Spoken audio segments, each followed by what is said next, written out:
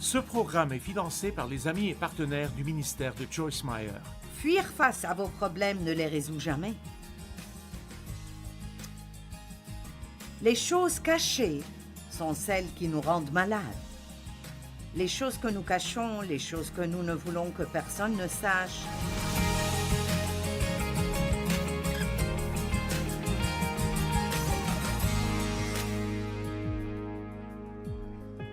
Je fais une série en 2 parties aujourd'hui sur les clés de la percée.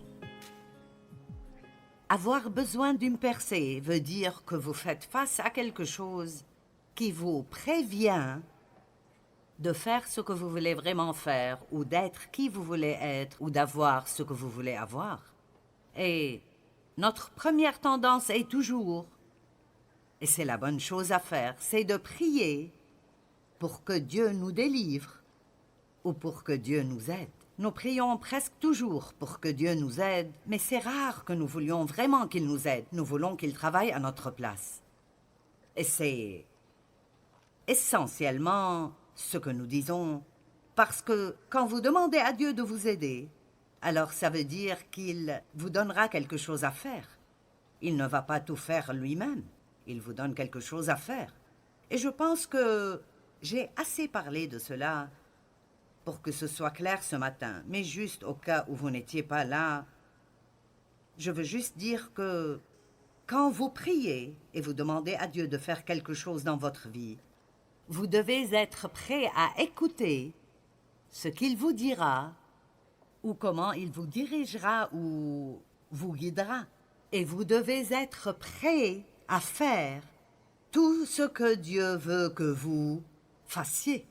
Maintenant, regardez-moi, Dieu ne fera pas tout à notre place alors que nous nous reposons et ne faisons rien.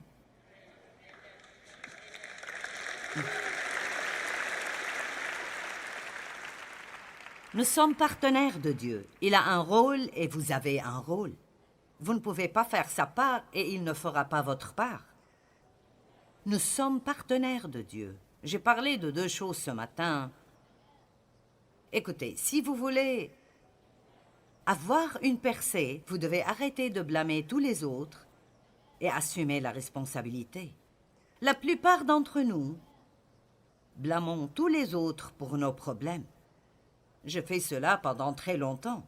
J'ai été abusée par mon père, donc chaque problème que j'avais, chaque mauvais comportement, chaque fois que je m'apitoyais sur moi-même, quoi que ce soit, c'était toujours si ça ne m'était pas arrivé. Eh bien, certains problèmes dans ma vie ont été causés par ce qui m'était arrivé, mais quand nous sommes en Christ, écoutez, la Bible dit que nous devenons de nouvelles créations, que les choses anciennes disparaissent. Et combien de choses? Toutes choses deviennent nouvelles. Et cela ne veut pas dire que, d'un jour à l'autre, tout change complètement. Ça ne veut pas dire que si vous êtes obèse, le matin vous vous réveillez mince. Ou que si vous êtes chauve, le matin suivant, vous vous réveillez et vous avez une chevelure glorieuse. Être une nouvelle créature veut dire que nous devenons une nouvelle argile spirituelle. Ça veut dire que Dieu nous met dans une position où, bien que nous devions dépasser certaines choses, et il y aura beaucoup de choses que nous devrons apprendre, et l'une de ces choses est d'entendre la voix de Dieu et lui obéir. Mais à ce point, quand vous êtes né de nouveau et vous recevez Christ, toute chose que Dieu a promis à ses enfants devient quelque chose qui est possible pour vous. Si n'importe qui peut avoir tout ce que Dieu offre, alors cette personne peut et devrait être vous. Amen. Vous dites, mais ce n'est pas ma faute. Eh bien, ce qui vous est arrivé dans la vie n'est peut-être pas de votre faute. Peut-être qu'on vous a fait beaucoup de mal. Peut-être que quelqu'un vous a volé. Peut-être que quelqu'un a abusé de vous. Mais vous ne devez pas en faire une excuse pour rester ainsi. C'est ce qui me fait le plus peur, c'est quand nous sommes blessés et puis nous continuons notre vie en portant cela, et ça devient une excuse pour ne jamais nous améliorer. Combien d'entre vous savent que notre nature humaine aime blâmer? 14 d'entre vous le savent.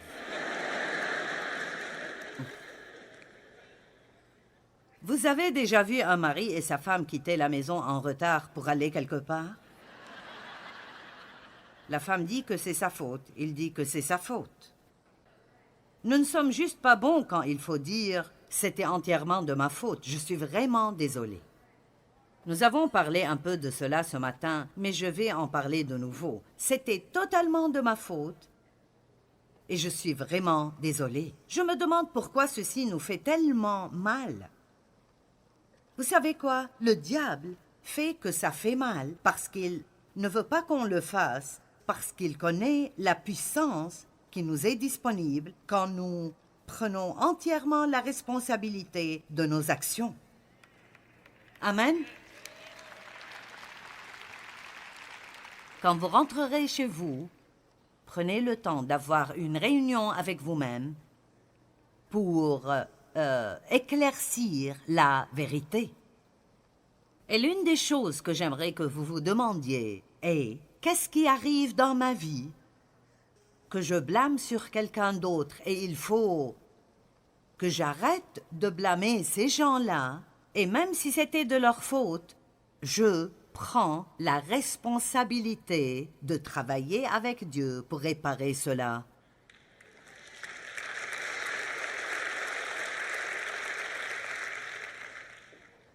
Maintenant, Adam et Ève. Oh. Genèse 3, 11. Et Dieu dit, « Qui t'a appris que tu es nu? Est-ce que tu as mangé le fruit de l'arbre dont je t'avais défendu de manger? » Et Dieu dit à la femme, « Pourquoi as-tu fait cela? » La femme répondit, « Le serpent m'a séduite et m'a trompée, et j'ai mangé le fruit de l'arbre défendu. » Donc, elle n'a pas dit « Oh, je t'ai désobéi et j'ai péché. » Elle voulait contourner le problème et elle a dit « Eh bien, c'était le diable, il m'a fait le faire. » L'Éternel Dieu se tourna donc vers le serpent et lui dit « Puisque tu as fait cela, tu seras maudit entre tout le bétail et entre tous les animaux des champs. Tu marcheras sur ton ventre et tu mangeras de la poussière tous les jours de ta vie. Je mettrai inimitié ou l'hostilité entre toi et la femme, entre ta postérité et sa postérité. Celle-ci t'écrasera fatalement la tête et tu pourras seulement lui blesser le talon. » Donc nous savons que l'ennemi a réussi à causer de la peine dans la vie de Jésus, mais nous savons qui a vaincu. Amen. Donc Dieu a dit, « Qu'avez-vous fait ?» Ève dit, « C'était le diable. » Je veux que vous regardiez, en tout cas, comment Dieu donne des responsabilités à chaque personne dans cet incident qui arrive ici. Puis il dit à la femme, « J'augmenterai la souffrance de tes grossesses. Tu enfanteras avec douleur, et tes désirs se porteront vers ton mari, mais il dominera avec autorité sur toi et sera responsable de toi. » Maintenant, si vous voulez avoir l'autorité, n'oubliez pas la partie de la responsabilité. Ça ne veut pas dire que vous donnez des ordres à la femme tout le temps sans prendre soin d'elle.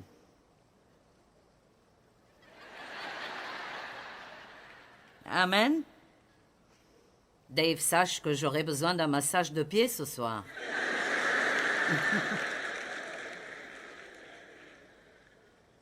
Il dit alors à l'homme, vous voyez, il a parlé à Ève, il a parlé au diable.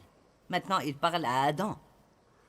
Et il a dit, puisque tu as écouté la voix de ta femme et que tu as mangé le fruit de l'arbre au sujet duquel je t'avais donné cet ordre, tu n'en mangeras point. Maintenant, avant d'aller plus loin, laissez-moi vous dire que ceci ne veut pas dire que l'homme ne doit jamais écouter sa femme. Nous parlons d'un incident ici. Je ne parle pas de faire un programme de vie entier où les hommes ne doivent pas écouter leurs femmes. Le problème est qu'Adam savait ce que Dieu a dit, et il a suivi le conseil d'Ève plutôt que celui de Dieu, et c'est ce que l'homme ne devrait pas faire. Vous devez toujours aller avec Dieu, et les femmes devraient le faire aussi. Amen. Le sol sera maudit à cause de toi. C'est à force de peine que tu en tireras ta nourriture tous les jours de ta vie. Le blâme a commencé dans le jardin et il continue tout au long de la Bible. Et c'est l'un des plus grands problèmes dans la société aujourd'hui. C'est étonnant que si vous allez faire une opération et vous devez signer des papiers pour que s'ils vous tuent 20 fois, ce n'est pas de leur faute. Rien n'est la faute de personne aujourd'hui. C'est juste, c'est stupide. Nous vivons dans un monde où personne, absolument personne ne veut prendre la responsabilité pour quoi que ce soit. Mais nous, en tant qu'Église, nous sommes meilleurs que cela et nous devons prendre position et être des hommes et des femmes de Dieu forts.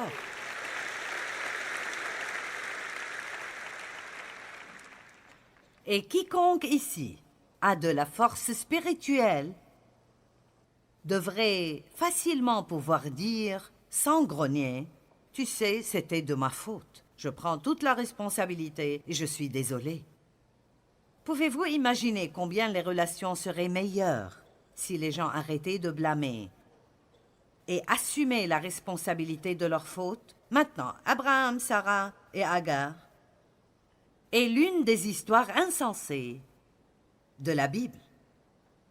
Sarai, femme d'Abraham, ne lui avait point donné d'enfant. Elle avait une servante égyptienne nommée Agar. Et Sarai dit à Abraham, « Voici, l'Éternel m'a rendu stérile. Viens, je te prie, vers ma servante Agar, pour qu'elle te donne peut-être un enfant. Peut-être aurai-je par elle des enfants. » Et encore une fois, l'homme insensé a écouté sa femme. Amen. Nous savons que ce qu'elle a suggéré n'était pas une très bonne idée. Quel genre de femme stupide donnerait son mari à une autre femme pour qu'il couche avec elle? Après qu'Abraham eut habité 10 années dans le pays de Canaan, Sarai, femme d'Abraham, prit Agar, l'Égyptienne, sa servante, et la donna à Abraham, son mari, pour qu'elle soit sa deuxième femme. Il alla vers Agar, et elle devint enceinte. Quand elle se vit enceinte, elle regarda sa maîtresse avec mépris, et cela à cause de son infertilité. Donc immédiatement, et Sarai aurait dû savoir cela, mais immédiatement, Agar la méprise. « Je suis enceinte et pas toi, nanana, nanana. » Mais voici ce qui est intéressant. Et Sarai dit à Abraham que la responsabilité de l'outrage qui m'est fait par le comportement arrogant d'Agar retombe sur toi. Maintenant, je vous le demande. Pourquoi était-ce la faute d'Abraham si c'était Sarai qui a commencé? Cela montre juste comment les gens jouent le jeu du blâme. Ouvrez vos Bibles au verset 6. Abraham répondit à Sarai, « Voici, ta servante est en ton pouvoir, agis à son égard, comme tu le trouveras bon. » Donc, Sarai a dit, « C'est ta faute. » Il s'est retourné et a dit, « Non, c'est de ta faute, je ne m'occupe pas de cela. » Et puis Agar, au milieu de cette histoire, décide de fuir sa maîtresse. Puis Dieu l'a trouvée et a dit, « Où vas-tu? Que fais-tu » au verset 8. Et Agar a dit, « Je fuis loin de ma maîtresse. » Maintenant, nous allons parler ici à propos de fuir les problèmes plutôt que de leur faire face. L'ange de l'Éternel lui dit, dans le verset 9, l'ange du Seigneur lui dit, « Retourne vers ta maîtresse et humilie-toi sous sa main. » Eh bien, aïe! Pourquoi voudrais-je faire cela? Mais le Seigneur lui a dit, « Je multiplierai ta postérité, et elle sera si nombreuse qu'on ne pourra la compter. » Donc voici ce que je veux dire. Fuir face à vos problèmes ne les résout jamais. Les choses cachées sont celles qui nous rendent malades. Les choses que nous cachons, les choses que nous ne voulons que personne ne sache. Je ne dis pas que rien ne devrait être privé, mais parfois l'une des meilleures choses que vous puissiez faire, si vous avez quelque chose à l'intérieur qui ne cesse de vous déranger et de vous déranger, et c'est quelque chose que vous avez peur que quelqu'un ne découvre, vous feriez bien mieux d'en parler à votre pasteur ou de trouver un bon ami. Et si vous pouvez trouver un bon ami qui sait se taire, vous avez une mine d'or. Amen. Je déteste dire cela, mais c'est très difficile de trouver des gens aujourd'hui qui garderont vos secrets. Et c'est vraiment dommage. Nous devons rester confidentiels et nous devons ne pas révéler les secrets des autres, mais les garder. Si vous trouvez une personne de confiance, partagez vos secrets avec eux. Dites ceci me fait vraiment mal, parce que lorsque vous enlevez quelque chose de vous, ça vous enlève tout son pouvoir. Quand Satan pense que c'est caché en secret, alors il peut continuer à vous tourmenter avec. Et puis il y a des choses que nous fuyons parce que Dieu continue d'essayer de nous faire nous en occuper et nous continuons à remettre ça à un autre jour. C'est peut-être pardonner à quelqu'un, c'est peut-être confronter quelqu'un. Peut-être que quelqu'un dans votre vie profite de vous et ne vous traite pas correctement. C'est peut-être un parent qui attend trop de vous. Il ne vous laisse pas grandir et avoir votre propre vie. Vous avez donc créé une relation dysfonctionnelle avec eux et vous savez que vous devez y faire face, mais vous ne le faites pas. Alors vous restez dans ces problèmes et vous détestez ce problème de plus en plus. Vous devez faire face aux problèmes, les confronter, en finir, obtenir votre percée et vivre la vie réelle que Dieu a pour vous. Amen. Il y a parfois des choses que vous avez peut-être faites dans la vie et que vous devez peut-être réparer. Vous ne pouvez pas toujours réparer tout ce que vous avez fait de mal, mais vous pouvez réparer certaines choses. Et Dieu voudra peut-être que vous les répariez. Je vais donc vous raconter une histoire. Je pense ne l'avoir dite qu'une ou deux fois. En fait, j'ai épousé un mec à l'âge de 18 ans pour fuir mon père et je pensais vraiment que personne ne me désirerait parce que j'avais été abusée sexuellement. Et donc je savais dans mon cœur que je faisais une erreur, mais je voulais quelqu'un. J'avais peur de ne jamais avoir personne, alors j'ai épousé ce gars et ce fut 5 années supplémentaires de tourments. Et il était un escroc, et il trouvait des excuses pour tout, et il était un voleur, un petit voleur. Et donc j'ai travaillé pour une entreprise et je m'occupais des salaires et il m'a appris à écrire des chèques à différentes personnes au hasard. Et à l'époque, il était assez facile d'encaisser un chèque de presque n'importe où. Vous pouviez dire « Je vais encaisser ce chèque » et il l'encaissait pour vous. Donc ce qu'il a fait était de me persuader de voler de l'argent à cette entreprise pour laquelle je travaillais. Donc vous avez devant vous un prédicateur qui était un jour une voleuse. C'est autant que Dieu peut nous changer. Et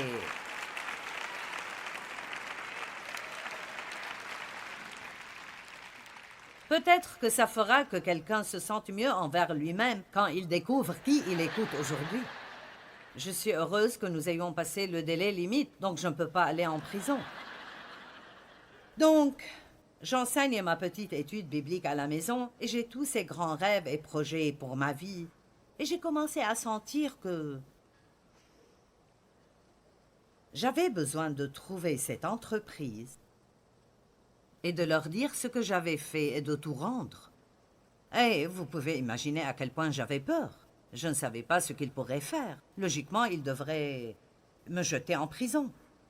Mais j'avais vraiment l'impression que si j'allais continuer avec Dieu et faire tout ce que Dieu voulait que je fasse, je ne pouvais pas continuer en pourtant ceci. Maintenant, je ne dis pas que vous devez aller faire ce que j'ai fait. Je vous dis que c'est quelque chose que Dieu m'a dit de faire et que je devais obéir à Dieu.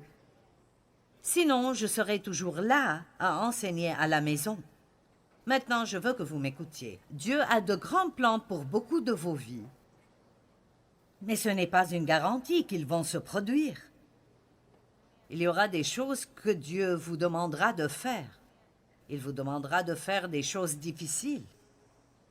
Il vous demandera peut-être de faire certains sacrifices.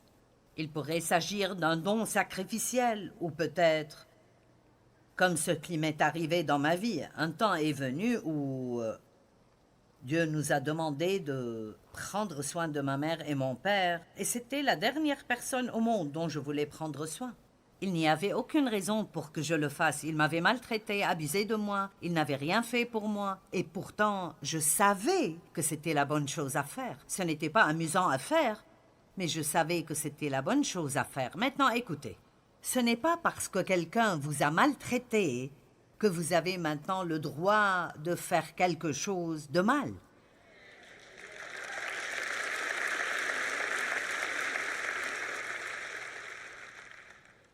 Pour quelqu'un ici aujourd'hui, Dieu vous a envoyé ici pour entendre cette phrase.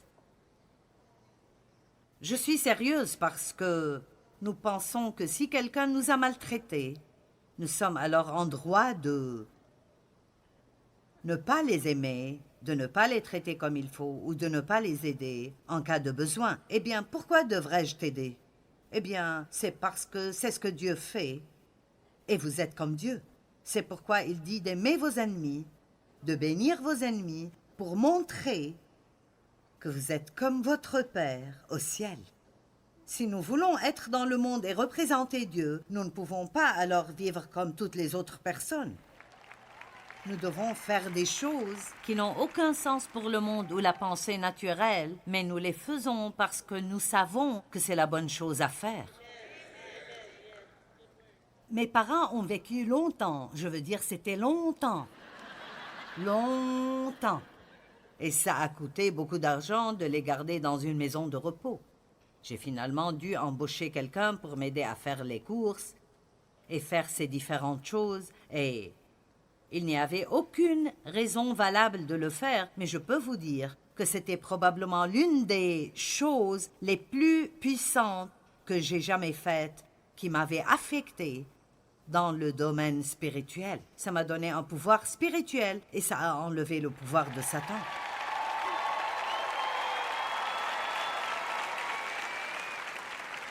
Vous ne pouvez pas être méchant avec quelqu'un simplement parce qu'il était méchant avec vous.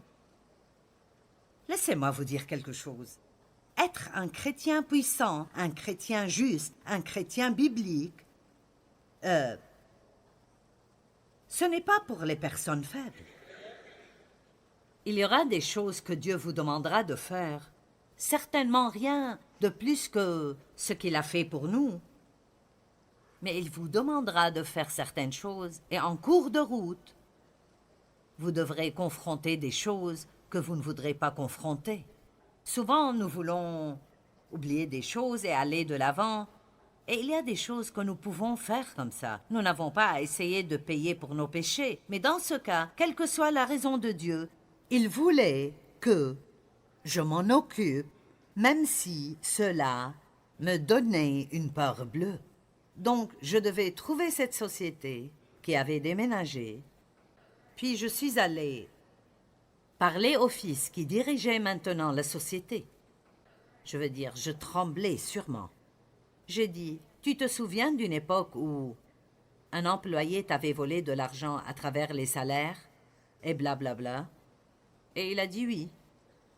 J'ai dit, eh bien, je suis celle qui l'a volé. Je veux juste vous dire que je suis une chrétienne maintenant et je sais que ce que j'ai fait était mal et je voudrais rembourser l'argent. Maintenant, il n'était pas chrétien, il était un homme juif d'une famille juive. Mais je pense que les gens partout sont toujours impressionnés, pas que j'essayais d'être impressionnante, mais ils sont impressionnés par l'authenticité de notre foi en Dieu lorsque nous faisons la bonne chose, il savait que c'était difficile pour moi. Et je ne sais pas comment cela a affecté sa vie plus tard, mais je sais vraiment que si je ne l'avais pas fait, je serais toujours où j'étais. Je ne serais pas en train de vous raconter cette histoire. Et donc, je ne vous dis pas de m'imiter. Ce n'est peut-être même pas ce que Dieu voudrait que vous fassiez, mais voici ce que je vous dis. Quoi que Dieu vous demande de faire, quoi que Dieu vous demande de faire que vous n'avez pas fait, quoi que Dieu vous demande de faire dans l'avenir, peu importe combien c'est difficile, ne fuyez pas ce que Dieu vous a dit de faire. Courez droit au but et finissez-en, parce que parfois, plus c'est difficile, plus il y aura de pouvoir pour vous, d'une manière ou d'une autre.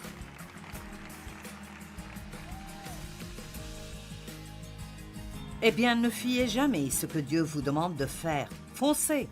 Travaillez avec Dieu pour réparer. C'est l'une des clés les plus importantes pour une percée dans votre vie.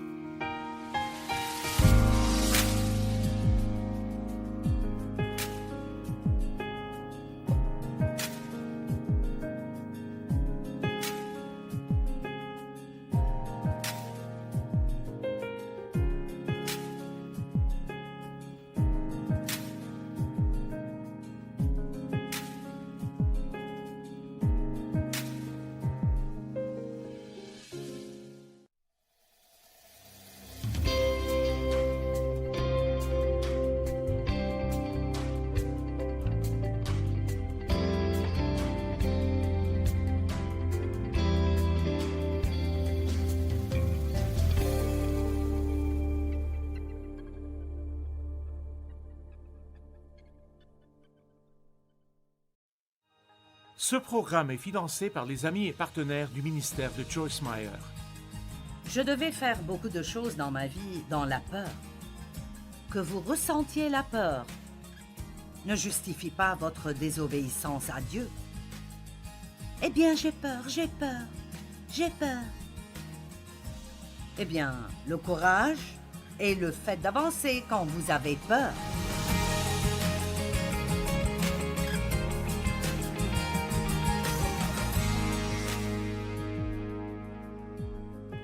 Courir. J'ai tout un message à ce sujet que je n'ai pas le temps de donner, mais il y a un certain nombre de cas dans la Bible où quand les gens fuyaient quelque chose, peu importe combien de temps plus tard, Dieu les a fait retourner à cet endroit d'où ils sont partis. Moïse a fui d'Égypte. Il a pris un peu d'avance sur le plan de Dieu et il a senti que Dieu voulait l'utiliser pour délivrer les Israélites. Parfois, vous sentez un appel dans votre vie, mais vous faites les choses un peu trop tôt et ça ne tourne pas aussi bien. Alors, assurez-vous que vous avez le moment choisi par Dieu. Donc, il a tué cet Égyptien. Un autre l'a vu,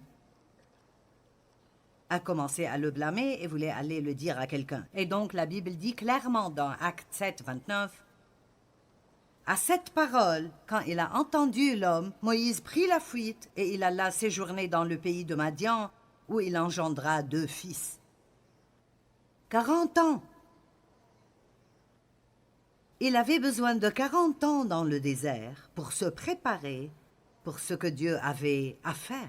Tout le monde veut faire quelque chose pour Dieu. Mais laissez-moi vous demander, combien d'entre vous sont prêts à faire les années de préparation?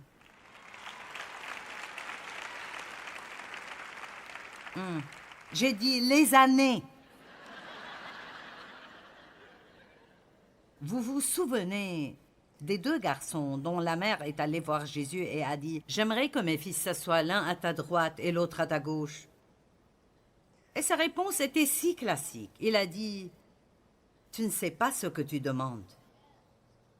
Pouvez-vous boire la coupe que je dois boire ?» Vous voyez, c'est facile de vouloir quelque chose. C'est facile de vouloir un poste. Mais il y a toujours beaucoup de travail acharné qui va avec, beaucoup de changements dans notre vie et beaucoup de choses que nous ne voulons pas forcément faire. Et je n'essaie pas de peindre une mauvaise image, mais nous devons être honnêtes avec les gens et leur dire que tout ne sera pas amusant tout le temps. Je n'ai plus assez de temps dans ma vie pour vous dire ce qu'il a fallu pour que je passe d'où j'avais commencé pour arriver ici aujourd'hui. Je n'ai pas assez de temps pour vous raconter les larmes, la douleur, les pleurs, les millions de fois où j'ai voulu abandonner, le travail dur et ainsi de suite. Mais c'est la meilleure vie, la meilleure opportunité que quiconque puisse avoir. J'étais là à penser l'autre jour à certaines des choses que Dieu m'a fait faire. Donc, j'essaie vraiment de vous dire aujourd'hui, si vous pensez qu'il y a quelque chose que Dieu veut que vous fassiez, alors ne laissez rien vous gêner. Ne fuyez rien, allez-y. J'aime la partie de l'histoire de David et Goliath, où il est écrit que Goliath lui a dit « Je vais te tuer » et David qui a répondu « Non, je vais te tuer ». Il est écrit que David a couru rapidement vers la ligne de bataille. Et j'aime cela. Parfois, si vous regardez trop longtemps vos géants, si vous les regardez trop longtemps, vous aurez trop peur pour les poursuivre. Bien souvent, si vous voulez avancer avec Dieu, vous allez devoir avancer par instinct. Vous allez devoir avancer, ce n'est pas un joli mot, mais par vos tripes. Vous faites ce que vous savez être juste ici, parce que vous pouvez penser à quelque chose à mort. Il y a des gens, même ici, pour qui vous n'avez pas fait ce que Dieu vous a donné de faire parce que vous y avez trop pensé. Vous avez trop pensé au sacrifice, vous avez trop pensé à ce que les autres vont dire. Vous avez pensé au jugement, aux critiques, et vous aurez tout cela, et plus, si vous travaillez pour Dieu. Mais ça en vaut la peine.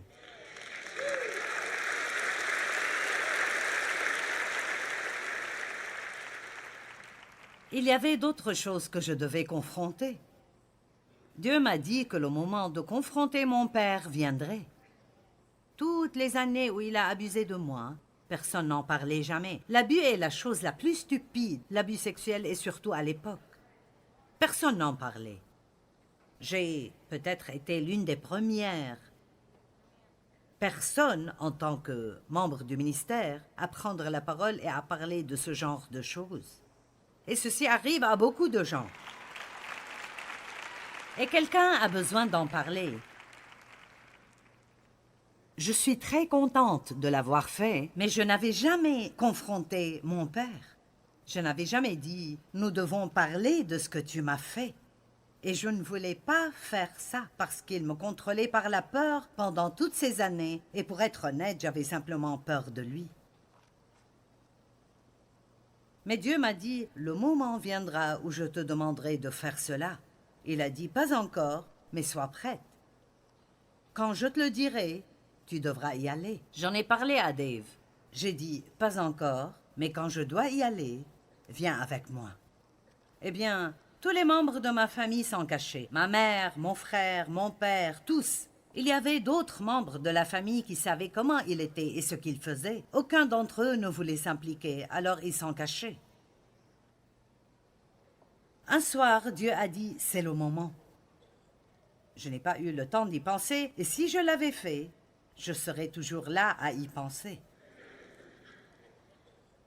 Alors j'y suis allée, je me suis assise en face de lui et j'ai dit, « Il est temps pour nous de parler de ce que tu m'as fait. » Oh mon Dieu, il était tellement énervé et ma mère ne savait plus quoi faire. Elle courait partout dans la maison et courait dans d'autres pièces.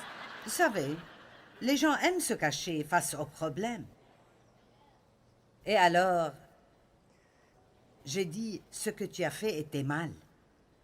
Cela m'a fait très mal. » Mais Dieu m'utilise maintenant. J'ai dit, l'une des choses que je vais te dire, c'est que je vais passer à la télévision et je raconterai l'histoire de ce qui m'est arrivé et je voulais juste que tu saches que les gens sauront. Je ne vais pas garder ce secret plus longtemps. Et...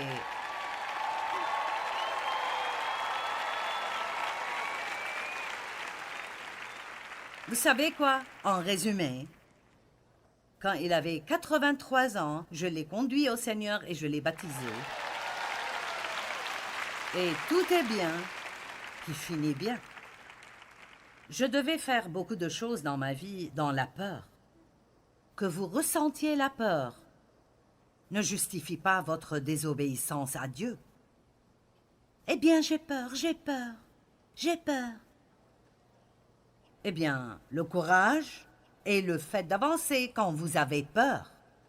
Vous le faites en ayant peur. Ne fuyez pas quelque chose simplement parce que vous avez peur. C'est là que vous devez y aller. Pour ne pas avoir à le fuir le reste de votre vie. Allez, disons ça encore une fois. Quand vous avez peur de quelque chose, c'est là que vous devez y aller à fond. Finissez-en parce que si vous ne le faites pas, vous le fuirez le reste de votre vie. Qui ici présent a besoin de régler certains problèmes de sa vie? Qui ici a une personne qui l'a laissé l'abuser trop longtemps et il est temps de la confronter? Vous devez le faire. Non, ils n'aimeront pas ça. Ils ne vous parleront peut-être plus jamais, mais vous n'êtes responsable que devant Dieu.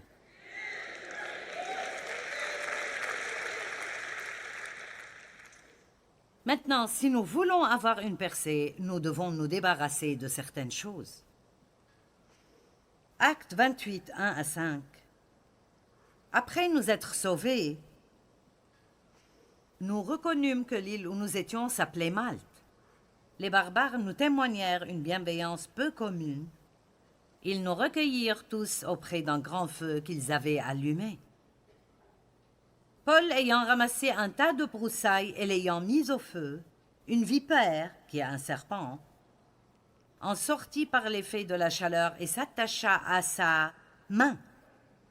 Quand les barbares virent l'animal suspendu à sa main, ils se dirent les uns aux autres, « Assurément cet homme est un meurtrier, puisque la justice, le Dieu de vengeance, n'a pas voulu le laisser vivre après qu'il a été sauvé de la mer. » Il pensait que si un serpent mordait une personne, elle mourrait. Alors Paul secoua simplement l'animal dans le feu et ne ressentit aucun mal. Donc, à partir de là, j'ai fait toute une série de messages que j'ai appelés simplement « secouez-le ». Et « secouez-le » signifie simplement que lorsque le diable vous mord, que ce soit par le rejet ou par quelqu'un qui vous a blessé ou par une sorte d'abus, lorsqu'il vous mord de ses crocs, vous ne devez pas laisser cela vous arrêter. Vous pouvez le secouer. Et ce que je veux dire par là, c'est que vous pouvez simplement décider « Je ne laisserai pas cela m'arrêter. Je ne laisserai pas cela m'arrêter. Je ne le ferai pas. » Il y a un autre exemple.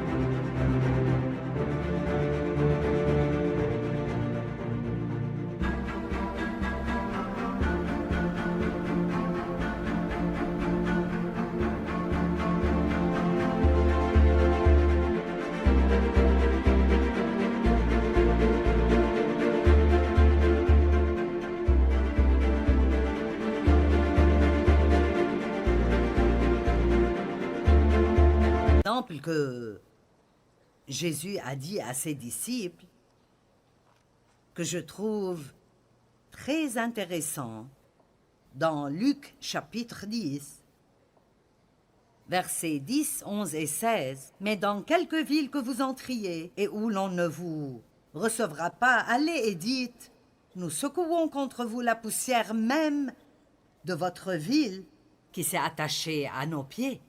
Nous la secouons contre vous et rompons tous les liens. Sachez cependant que le royaume de Dieu s'est approché et vous l'avez rejeté. Si quelqu'un vous écoute, c'est moi qui l'écoute. Si quelqu'un vous rejette, c'est moi qui le rejette. Et celui qui me rejette, rejette mon Père céleste qui m'a envoyé. Maintenant, examen objectif. Regardez-moi et faites face à ce fait. Peu importe ce que vous faites ou combien vous essayez, ou combien vous êtes bon, tout le monde ne va pas vous aimer.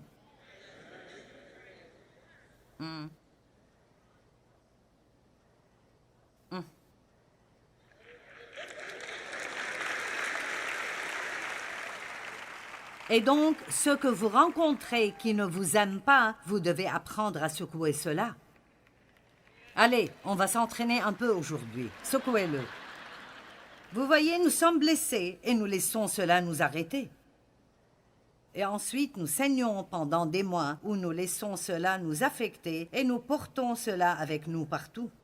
Au moment où vous êtes blessé, la meilleure chose que vous puissiez faire est de dire « Les gens blessés blessent les autres. Je secoue cela. Je ne vais pas laisser cela rester en moi. Dieu, tu peux me guérir et réparer cela. » Allez!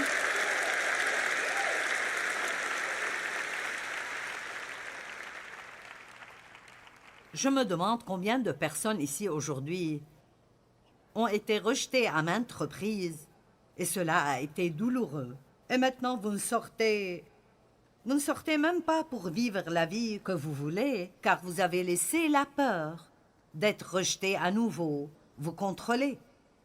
Eh bien, vous savez quoi? Ils ont rejeté Jésus et il a surmonté. Et il a dit, quand les gens vous rejettent, ils me rejettent. Alors vraiment, si j'essaye d'aider quelqu'un et il me rejette, il ne me rejette pas à moi, mais celui qui m'a envoyé. Ne laissez pas la peur des personnes qui ne vous approuvent pas contrôler votre vie. Vous n'aurez jamais les percées que Dieu veut que vous ayez si vous tenez tellement à ce que les gens pensent que vous devenez figé dans la peur. Oui!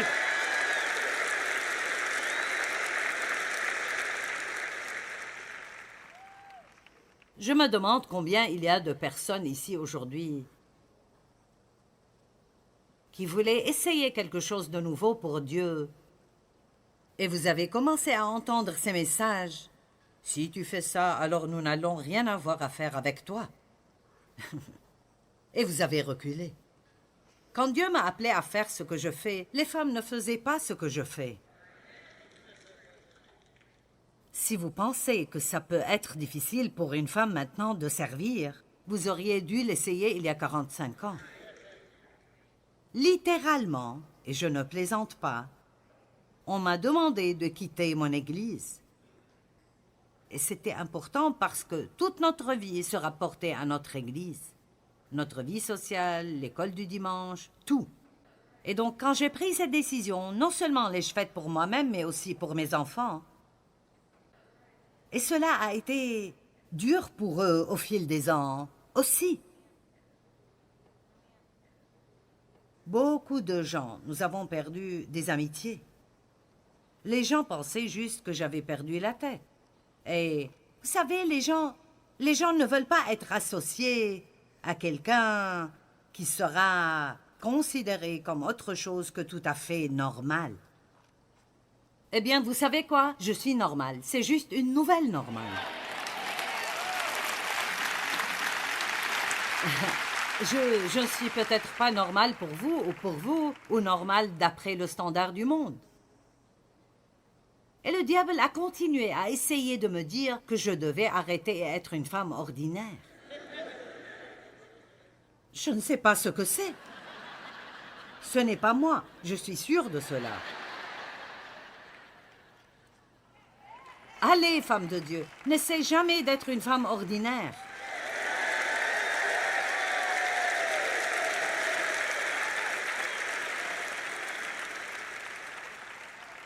Sois la personne que Dieu veut que tu sois. Satan peut utiliser les gens, même ceux qui vous aiment vraiment, peuvent être utilisés par Satan pour vous écarter de votre destinée. Ne permettez pas ça. Ne vous comparez pas à d'autres personnes. Qui voudrait vraiment être comme tout le monde? Unique en son genre est plus spécial et plus précieux.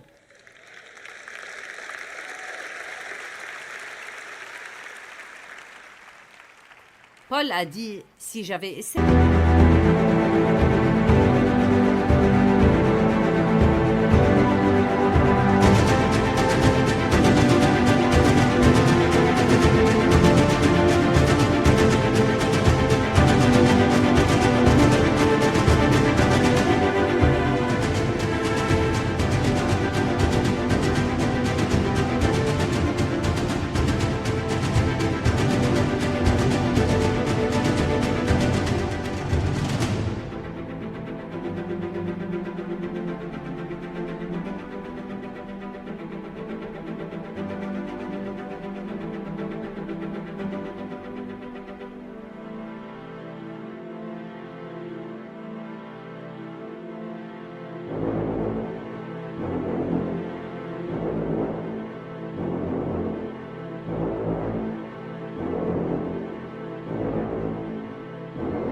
d'être populaire avec les gens, je ne serai pas maintenant un apôtre du Seigneur Jésus-Christ. Ne manquez pas le miracle que Dieu a pour votre vie, parce que vous êtes accro à vouloir que tout le monde vous aime. Allez! Vous savez, tout chrétien qui se donne entièrement à Dieu perdra probablement quelques amis. Mais ce ne sont pas les genres d'amis que vous voulez. Ils ne seront pas là pour vous quand vous en avez vraiment besoin. Si quelqu'un insiste que vous soyez ce qu'il veut que vous soyez pour être votre ami, ce n'est pas un véritable ami et débarrassez-vous vite d'eux pour vous porter mieux.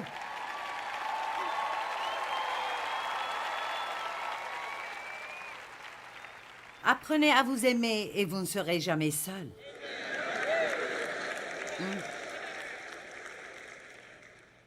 J'aime passer du temps avec moi. C'est vrai, je m'entends bien avec moi-même. Secouez l'offense. Dès que quelqu'un vous offense, dites non.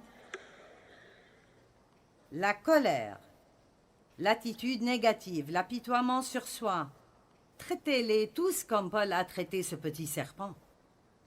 Secouez-les. Allez, essayez encore une fois. Alors maintenant, nous pouvons avoir un secret. La prochaine fois que quelqu'un vous offense, vous pouvez leur sourire et faire...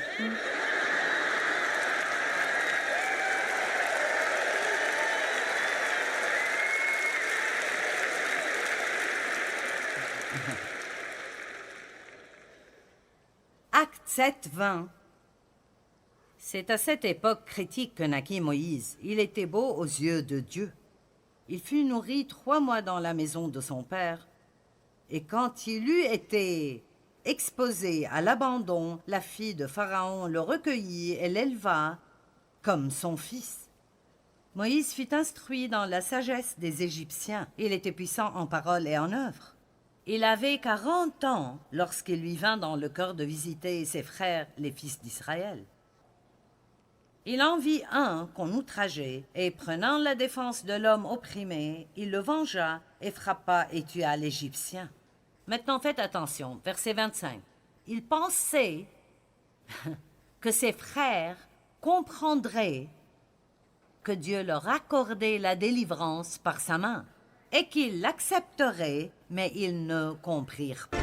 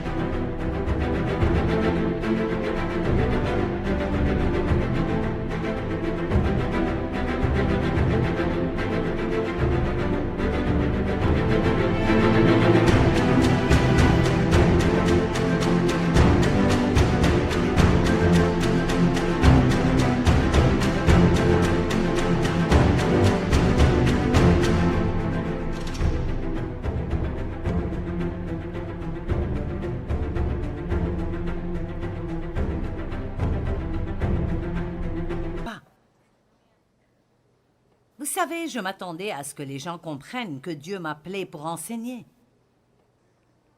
Je ne m'attendais pas à ce qu'ils aient une grosse crise parce que je suis une femme. J'essayais honnêtement de faire ce que je ressentais que Dieu m'avait appelé à faire. Je ne savais même pas que les femmes ne pouvaient pas prêcher avant que les gens me disent qu'elles ne pouvaient pas. Mais c'était trop tard, je le faisais déjà.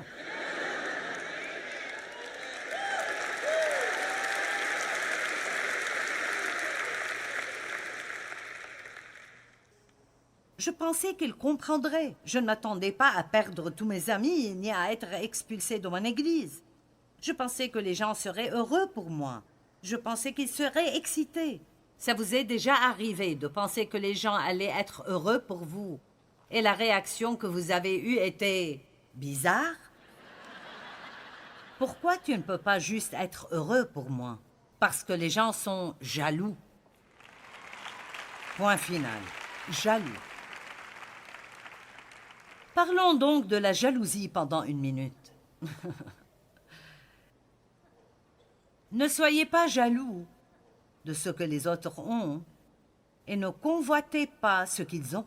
Maintenant, mon mari a reçu une parole de Dieu une fois et Dave ne dit pas souvent « j'ai une parole de Dieu ». Donc, si et quand il dit ça, c'est bien d'écouter. Mais, en fait, cela lui est arrivé lors d'une réunion et essentiellement, il avait ce message pour les gens.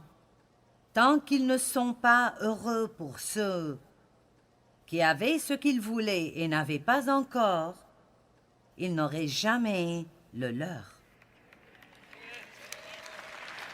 Ça, c'est bon? Très bien. Alors, disons que vous êtes célibataire, que vous voulez vous marier. 3 de vos amis se sont mariés au cours des 2 dernières années. Vous avez une collection de robes de demoiselles d'honneur. Maintenant, votre meilleure amie vient pour vous dire qu'elle est fiancée et la vérité est que vous êtes carrément jalouse. Vous n'êtes pas contente pour elle, vous prétendez l'être. Oh Dieu soit loué! Mais vous ne l'êtes pas. Vous savez ce que Paul a dit aux gens? Il a dit... Je sais que vous êtes spirituellement immatures, parce que tant qu'il y a de la jalousie et des querelles parmi vous, n'êtes-vous pas encore au stade de bébé du christianisme? Ce que Dieu veut que nous fassions, c'est que nous lui fassions confiance. Allez, faites-lui assez confiance pour donner à chaque personne, y compris nous, ce qui est bon pour nous, comme il faut, au bon moment, et non pas avoir toujours exactement ce que les autres ont. Pouvez-vous prendre la décision aujourd'hui d'arrêter de vous comparer à d'autres personnes?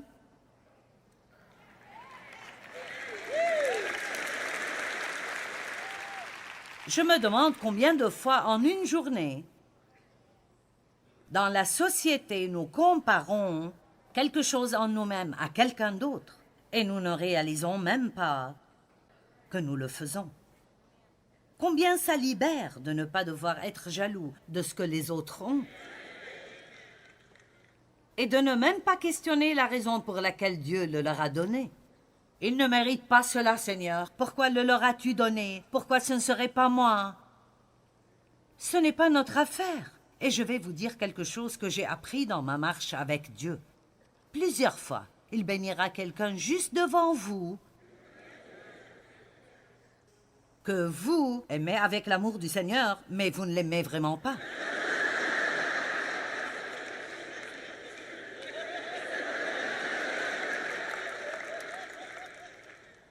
Je veux dire, c'est une chose, Dieu, si tu bénis un de mes enfants, mais... Elle? Vous savez quoi? Souvent, Dieu bénira quelqu'un juste devant vous et choisira de lui donner ce que vous voulez, et ce sera quelqu'un qui ne le mérite probablement pas, juste pour vous faire un test d'attitude pour voir si vous êtes prêt.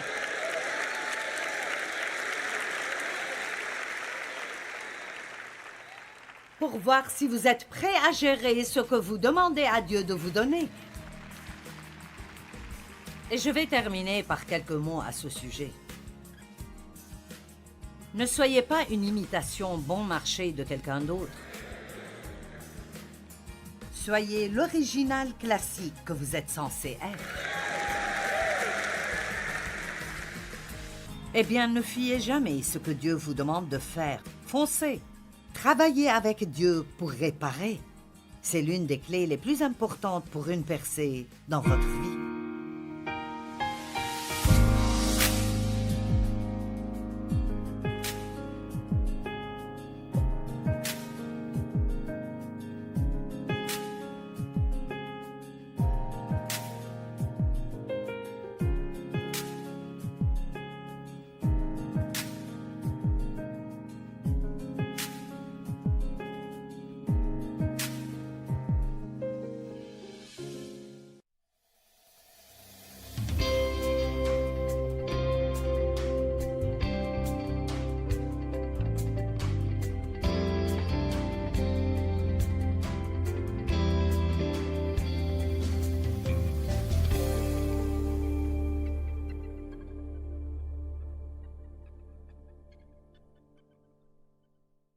Mây nhà cháy